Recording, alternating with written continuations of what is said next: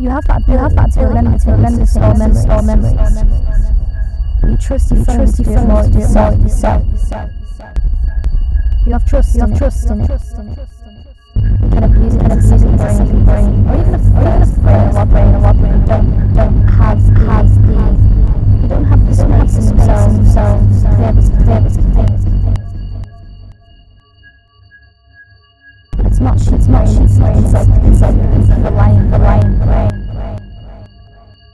It's like this thing you do, in a sense, worship, but not someone else.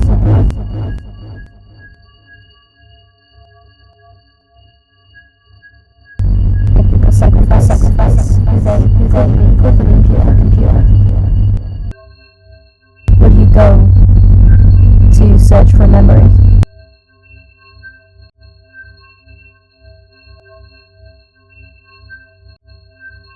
What do you do to preserve one?